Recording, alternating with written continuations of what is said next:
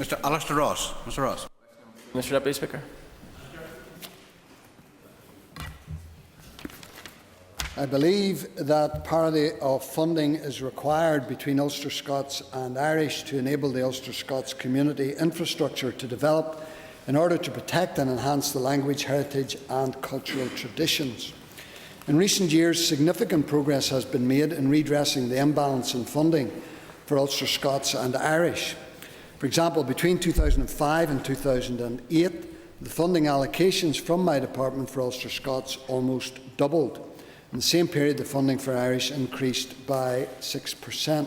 It is my intention that this improvement in the disparity issue should continue in 2009-10. Mr. Ross, supplementary.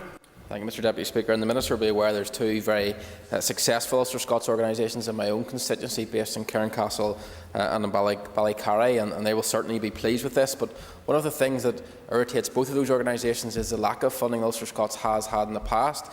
Can the Minister advise the House on what has caused or why there has been this historical gap in funding between Ulster Scots and Irish cultural groups?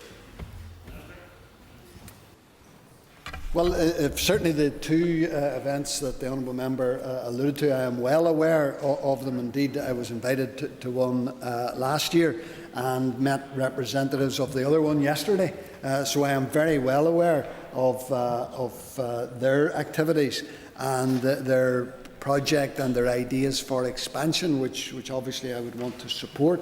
But obviously that would be a matter for the Ulster Scots Agency to promote and develop, which hopefully they are doing. In terms of the history of this issue, it is, and we all know the various criteria that apply to both Ulster Scots and Irish, and they are at different stages of development.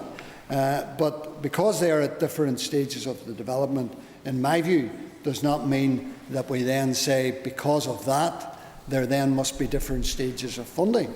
In fact, I would take almost the opposite view.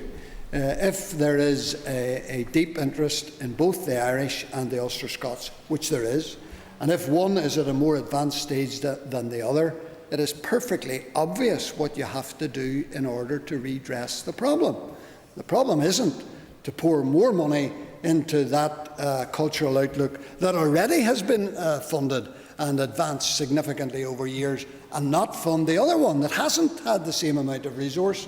The attitude should be, in my view, and will be, and I hope I will have the support of the House, and if I don't have the support of the House, I'm going to do it anyway, and that is to support the cultural outlook of the Ulster Scots, not diminishing the Irish language, not disadvantaging them, but ensuring that parity is achieved, and it will be.